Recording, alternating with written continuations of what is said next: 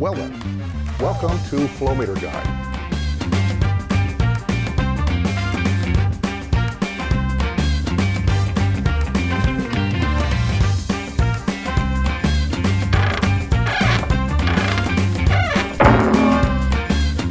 Well then, young man, what's your name and what do you do for a living? Thanks, Brent, for having me here today. Yeah. My name's Justin Garner. I'm with Engineered Air Balance Company, a tab and commissioning professional. I guess now I run a business. And we're located today in where? Houston, Texas? We're in Houston, Texas, yeah, on the north side up here in the Spring area. So, when you're not working, what do you do to relax? Perhaps a hobby or something? That's a great question, Brent. Prior to having, I have a fairly large family. I have 6 children. Do you? So I don't have a whole lot of time for my hobbies anymore. But if I can slip away, I'm an outdoorsman. Are you? I used to enjoy doing a lot of hunting, fishing. Now I'm involved with Boy Scouts with my older son, so I do some backpacking and camping and those types of things. A lot of family activities then. Absolutely, it's never ending. It's busy. You'd have time to sleep? Sometimes. All right, well, we know you're a busy guy. To get things started, where'd you go to school? So I grew up in South Louisiana, in Baton Rouge, Louisiana. Oh, Louisiana. Okay. Went to high school there, and then decided to go to school in North Louisiana at Louisiana Tech University. Knew I wanted to study engineering. Pretty sure my parents wanted me to get out of Baton Rouge, so they said, you should go away. Should go away, huh? Yeah, you should go away. And I'm glad I did. Made a lot of new friends. I grew up right there with LSU, so everybody always asked me why I didn't go to LSU. But a little bit, it was too familiar, so I said, let me go away, and I'm glad I did. Made a lot of new friends and got exposed to a lot of new things in a small town. Yeah. So I really enjoyed it. So you kind of went the route of an engineering route. That you, as a child, did you have any aptitude to point you in that direction, or mentoring to point you in that direction? So it's funny you asked that, because I think everyone around me always knew I was going to be an engineer. If you were to ask my parents or my close family, they would say, yeah, Justin was going to be an engineer, but I actually wanted to be a doctor when I was growing up. Did you really? I don't know why. Don't ask me why. I guess maybe I thought doctors made a lot of money. I don't remember why. But what's funny is I used to build all my own toys. I always had Legos and other building, these, I don't know if you remember Constructs. Sure. I was a Constructs wizard. Sure. They talk about the Lego Master Builder, but I was a Constructs and Lego Master Builder. If I had a toy that somebody gave me that was motorized, I was going to take it apart, figure out how it worked, and put it back together again. There you go. So yeah, I think everyone knew from an early age that I was probably going to be in the engineering field. So with that in mind, you went to school in engineering. How in the world did you enter into the world of HVAC? That's funny. That's kind of an odd. It is. It's a good story. So I didn't study mechanical engineering. I studied industrial engineering. Actually, let me back up. I started out, originally I thought I was going to be an electrical engineer, because I've always liked electrical systems and circuits and things like that, and so I thought that's where I was going to go. And I went to go look at Louisiana Tech, and I was on one of these high school recruiting days. Yeah. And I'd gone to look at the electrical engineering program, and this guy grabbed me and he's like, hey, do you want to go to another session? And I said, yeah. He's like, have you ever heard of industrial engineering? I said, no, but I'll go with you because I don't have anywhere else to go. So I went over there, and it's a pretty small program, so they take me over there and they take me into this robotics lab, and it's the head professor, who now I'm very, very good friends with. His son actually works here now. Oh, really? Amazing. That's a small world. It's a small world. That's a small world. And so he starts telling me about industrial engineering, and he's showing me all this fun stuff, and I said, you know what? I think this might be the way to go. So I studied industrial engineering. I struggled through engineering school. I was not the 4-year plan, I was on the 5-year plan, but I did work. I had some good internships. Worked at a nuclear power plant for 3 summers. Wow. So learned a lot of good things there as I was going through. And then when I got out, I graduated in 2002, so that was right after 9/11 happened. And obviously the economy had gone into a downturn. Yeah, strange times. And what's amazing is I had a few interviews. I was looking at some manufacturing companies. But Galen Richardson, everybody knows Galen from AABC, right? He came and interviewed at Louisiana Tech only because his wife graduated from Louisiana Tech. So his wife, Bonnie, made him go to Louisiana Tech and recruit. How about and that? He interviewed me. And I remember the funny part of the interview is he asked me, do you know the difference between a flathead and a Phillips head screwdriver?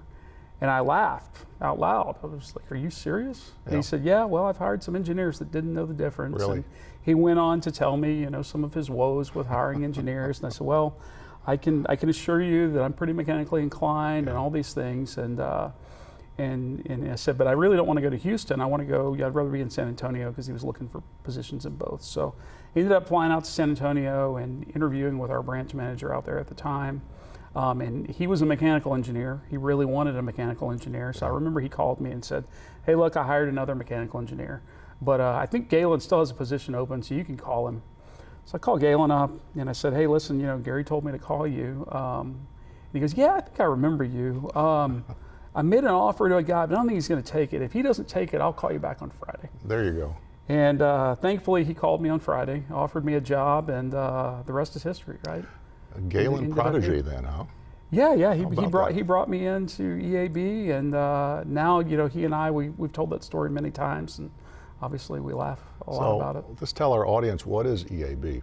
So Engineered Air Balance, we're the oldest and largest independently owned testing and balancing, as well as building commissioning and critical environment certification firm in North America. Maybe the whole world, but definitely North America. Let's define what those chores are that you do. What is testing and balancing? Sure, testing and balancing ensures the performance of the HVAC systems in a building. Okay. So it's our job to go through and measure all of the operating parameters, so flow, pressures, electrical inputs, all those things, as well as verify the controls of the HVAC systems in the building, because they're typically complex. They're not like residential, like commercial, where you just kind of turn the thermostat on.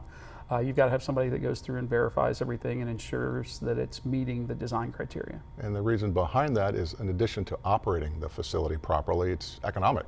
Absolutely. Yeah. It's, you will not get the energy performance of the system unless it's verified to be operating at design. Right.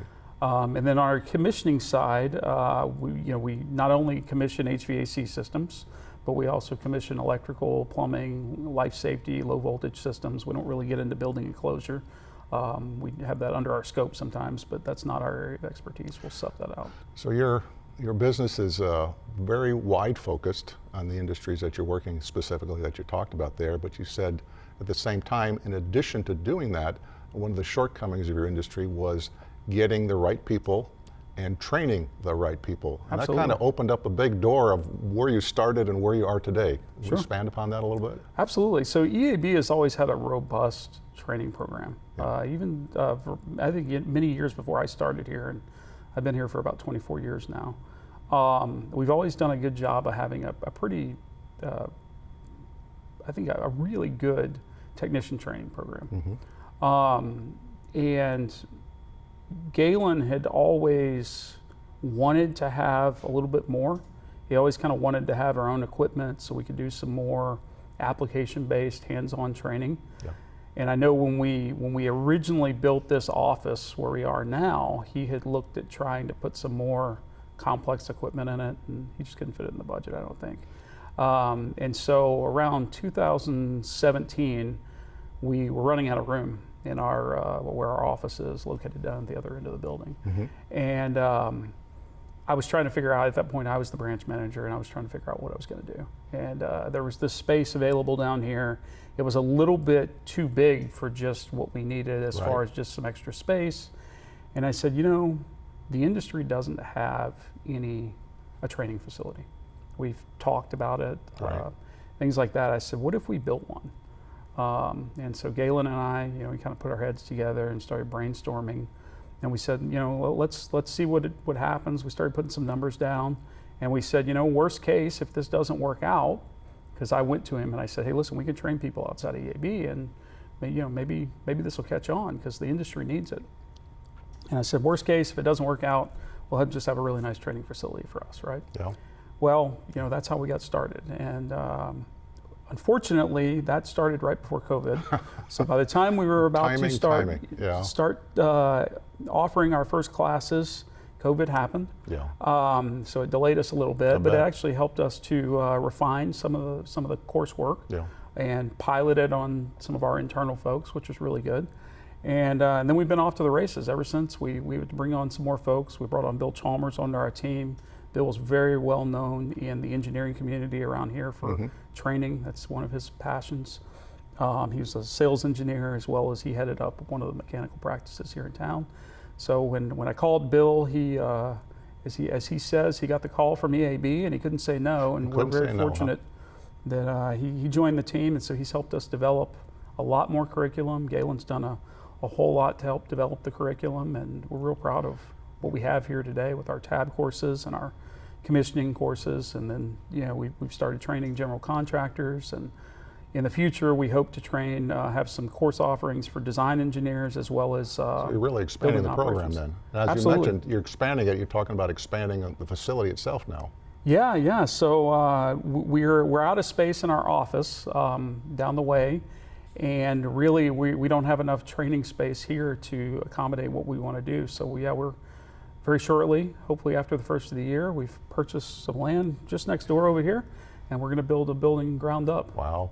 Yeah, and it's going to be about, we've got about 13,000 square feet here, and it's going to be about 55,000 square feet. So we're going big. You're going all the way. We're going big, and we're real proud of it. We're going to have some, all the things we kind of always wanted, which is, you know, like a full central plant, plumbing and life safety training area. We've got electrical training capabilities here, but we're going to take what we've learned here and go big with it on the electrical training side. So it's going to be really neat. So you're not Houston based. This is a national concern now then. You're centrally nicely located for everybody around the country to come here. In fact, that was class today, someone was here from Guam, so that's all correct. over the place. We can actually say that we are international now. We've had folks from Asia, the Caribbean, South America, all over North America, Canada. So yeah, we say we're international now. You're international, and then aside from that, the organization that you're in sells to a certain series of applications. The building people have a certain set of specifications. Somebody writes these specifications, and then again, there are associations that endorse this. So tell me a little about the associations you're involved with. Sure, Brent. So the EAB has a long history of being involved in ASHRAE. ASHRAE, We all know right. ASHRAE, right? And so the founders of our organization were involved. They were helped write some of the original ASHRAE standards, you know, Standard 111. I don't remember what it was called back originally, and formed the technical committee for testing and balancing. I don't remember when Galen originally got me involved in ASHRAE, but I joined that and started getting involved in all the committees 10 or 15 years ago now. And so yeah, we have a number of us now that are involved. So we try to maintain active roles in standards development and the technical committees in ASHRAE. And then outside of that, of course, we're a charter member of AABC, the Associated Air Balance Council.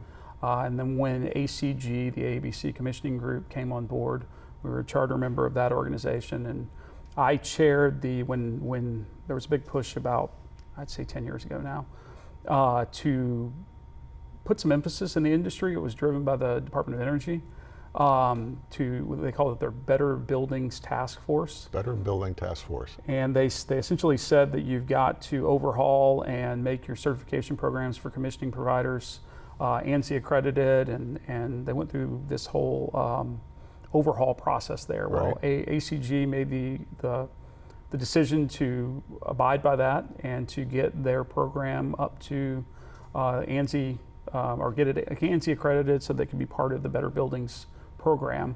And I was on the original committee that helped do that, and then I chaired that committee for a number of years. And then now I'm on the AABC board of directors, following in, you know, Galen was on there before, and now I'm on there. Now these organizations you're in, the value of being on that, is that part of the customer's specmanship? What is the value of being part of AABC and other organizations? I think for us, it's just to be able to influence the industry. We have a long history of trying to be a leader in the industry and provide positive influence to the industry. Unfortunately, our industry in some respects gets a bad name. Some folks try to commoditize it and things like that. And what you have to understand is true tab professionals are a mix between design or engineering professionals and construction contractors, right? I mean, and we have to play both sides of that. I was joking this morning that we're constantly skirting that line because we have to play in both worlds. Right.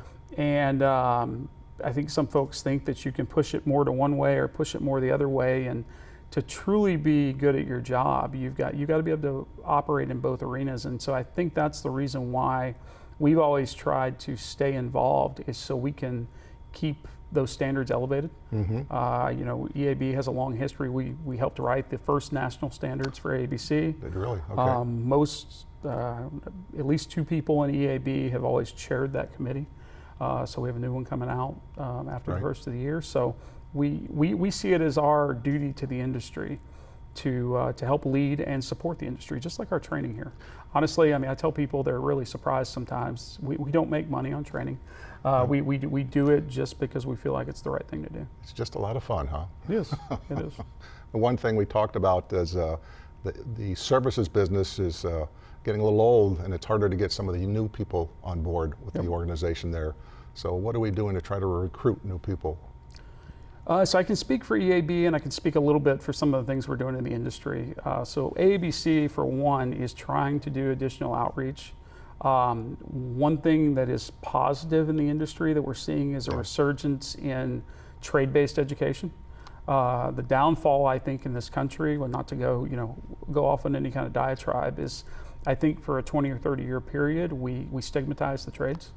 And got to go to college, and now we're coming backwards then and saying, hey. Yeah, and for a long time, if you went in the trades, you were inferior, so to speak.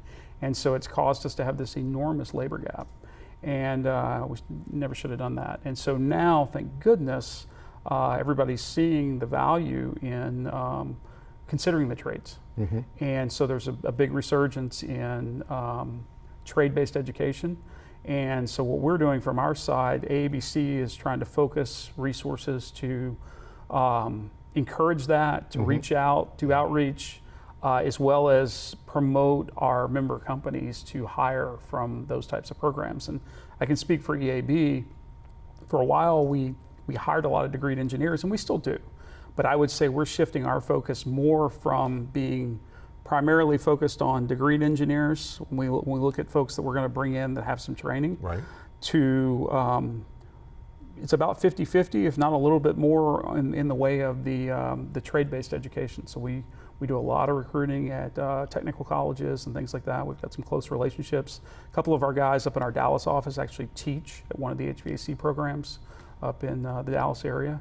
So those are the types of things that we try to do to maintain that outreach and support that. That's a resource that's underutilized. The young people just aren't aware of it. Sure.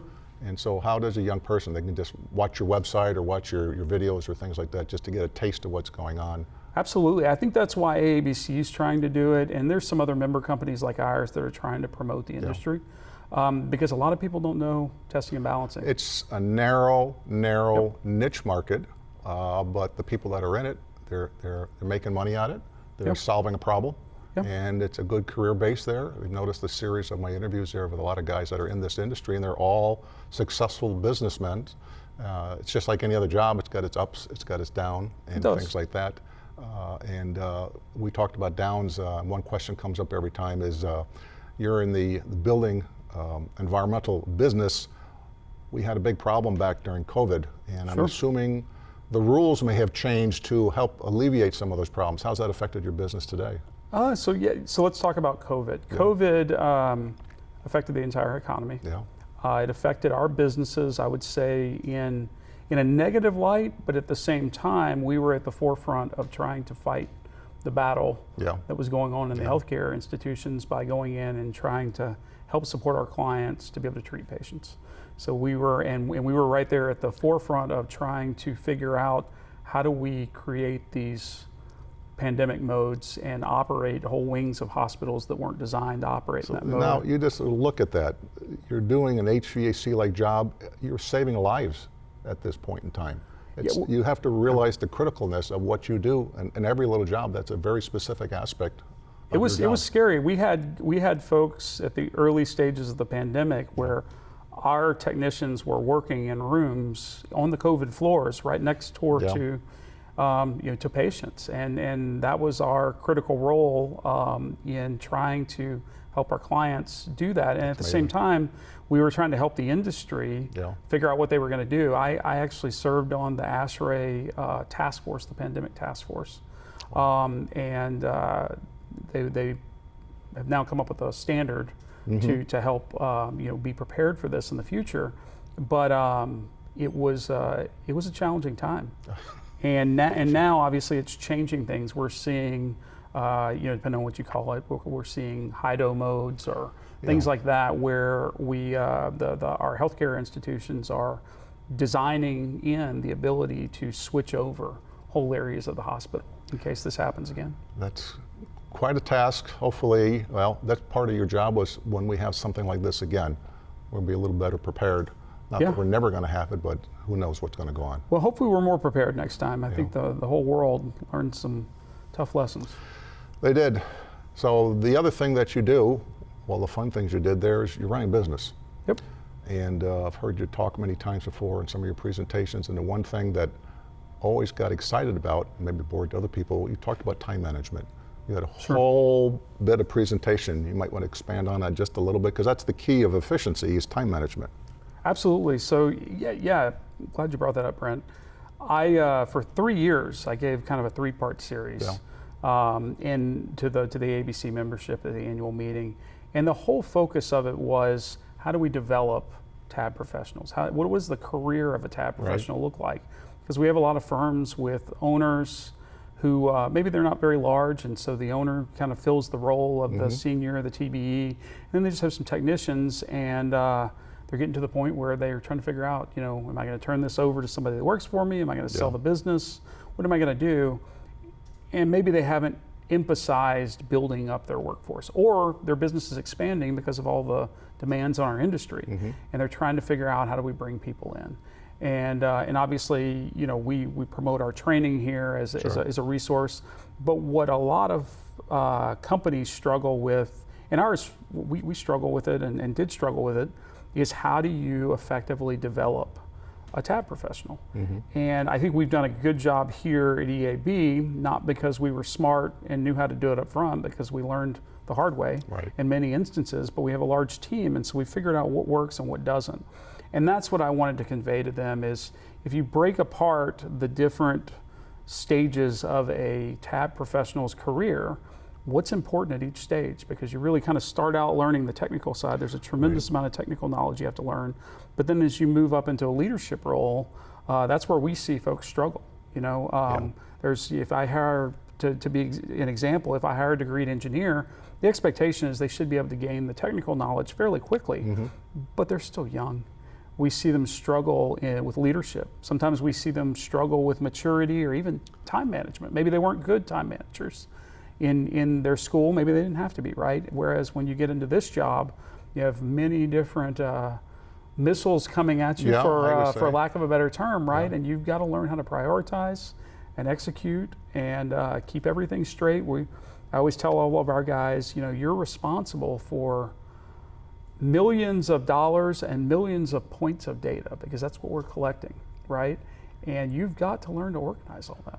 Now that all comes from top down, and you've got to break that into individual categories like you've said before. I've got the manager, and then I've got the team leader, whatever. Give us a quick breakdown of the totem pole here. Sure, yeah. So what I mean, typical in the industry is you'll have an apprentice or a technician in training, somebody that's brand new, that's learning to be a technician. And a big focus of that role is just learning how to take measurements, learning the instrumentation. You know this, you deal with those folks all the time. Learning about the equipment so that they can identify things, learning the prints, learning the systems. Not necessarily the procedures, but they're gonna start doing that, right? They've got to learn safety, they've got to learn a lot of different things at that level. Then they can get prepared to take their technician exam. Typically that's a 2 to 5 year process to get someone up to the level to be what we would consider a technician. So that's quite an investment. It is. It's a lot of time, and then they can take their certification exam, and then at that point they can typically go out and lead a team. They may not be able to do a whole job on their own. It just depends. I mean, different organizations use technicians differently.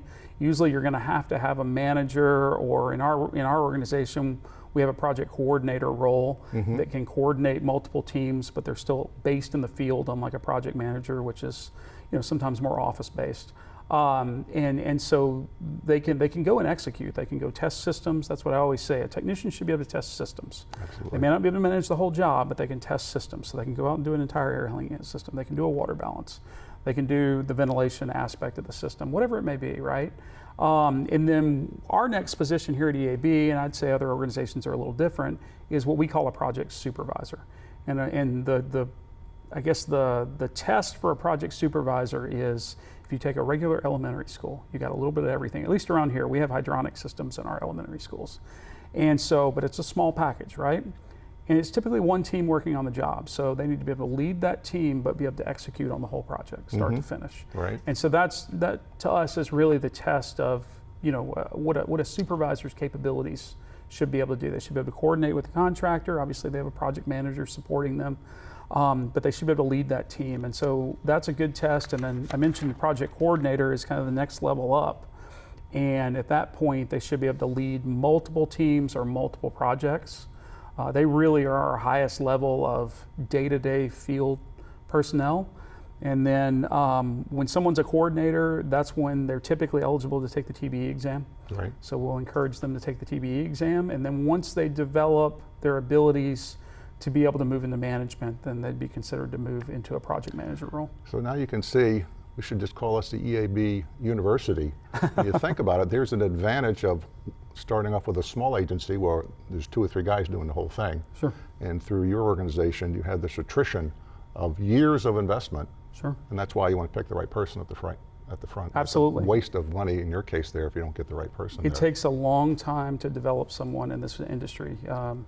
We will get on projects and they'll sometimes treat us like other trades. They'll say, well, can't you just put a bunch of people out here? Yeah. You guys are the biggest firm. And we say, well, test and balance isn't some of your other less skilled trades, right? I don't want to mention any on here because I don't want to offend anybody. But there's certain trades where you can throw manpower at the job, right? Ours is not one of those. So the education they get, so should they go on to something else, they've acquired quite an education of back skills to do other things, should they? So again, it's an attractive market for a young person that has good mechanical aptitude. Yeah, and I would say that the pay and the benefits, most tab firms, pay scale on the tab side is in line, I would say, with a number of other careers. I mean, we're definitely parallel, if not exceed, some folks that get into the contracting world, general contractors, subcontractors. I would say even when you get up into the highest levels, we're probably up there with design engineers and things like that. So yeah, it can be a very good career, especially for somebody that starts out in one area and may not have those doors available to them. There's some other topics that you talked about in other conversations. You talked about what the MEP stand for, mechanical? Mechanical, electrical, and plumbing systems. And so MEP coordination is really the role, typically on a project, of the general contractor.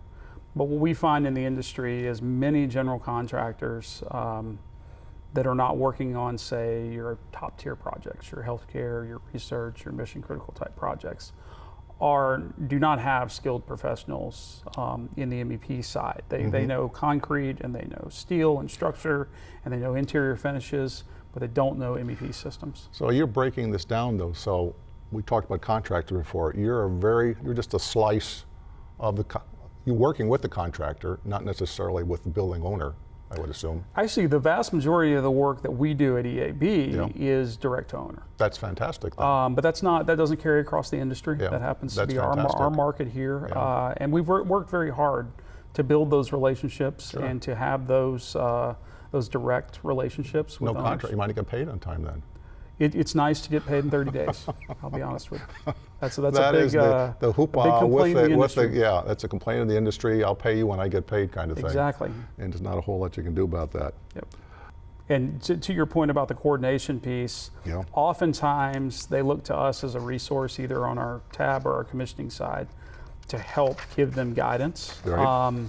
And then we even train, as I was mentioning, we have general contractor classes here. We've partnered with one big national GC, and we train all of their MEP folks from around the country. And fortunately, they worked with us to develop that course, so we've been able to use that course to train some other GCs and things like that to try and spread that knowledge. Is the training system going to be larger than the tab business? No, I don't think so. No? No. I guess it would be a good thing if it got that big, Yeah, but I don't problem, know huh? that it will be. Such a problem there, but it's Yeah. a great support. One, I interviewed a number of people before I talked to you, and of course I've heard you talk to you over the years at certain conferences. One of the key compliments that I had was your knowledge base, and obviously you're a well-spoken individual, and they said if you're in the field, you can't solve a problem, you won the lottery if you have Justin's cell phone number. Not that you, I assume that you can answer most of the question. I've heard that more than once. Who told you that? I've That's heard funny. that more than once, and I got a problem, and they're not calling anybody else. They're going right to the top, going to Justin. Justin's done this before, and I had a cell phone number to solve the problem. So I've heard that. There was a group of people at the last convention, and they brought that up, and so compliments to you. Hopefully you solved the problem. The story wouldn't be very good if you didn't. We try. This is a relationship business, Brent, as is yours, right? And we have built the business we have, and we've built many of the relationships we have, not because we were trying to gain contracts or gain sales, but because we were trying to help people. Some of the best relationships we have going back years were because somebody called us because they needed help with a problem, and we helped solve it. Solve the problem. So it's all about relation basis. So my tour of people that are in the tab business for the last year or two on podcast interviews there, the commonality that I find in the people that I'm talking about, they are entrepreneurial spirits at heart. You have an education as an engineer. I have been, my last few interviews have been about with tab contractors, people in the HVAC community there, and the one common denominator amongst everybody was their entrepreneurial spirit. Now you are an engineer. You came out of school as an engineer. Your job was engineer-like throughout the game. But as you got more complex into the structure of the business, the management of the business, you now became an engineer of the business. Yeah. And it's different than any other business. You still got to build a business, still got to make a profit, got to take care of the employees, and everybody's going to be great. So you've built a dynamic business where we 10, 20 years ago and where we are today. And part of that is the structure of the business, and it is the people's core personality that you also possess there. So not everybody can do this. This is a hard job. Sometimes you say, I'd rather be in the field balancing something than sitting in the office arguing about this insurance plan or whatever you've got going on there. But the business, from interviewing your employees there, they like it here. They're looking forward to a profit sharing program. How do you make a profit?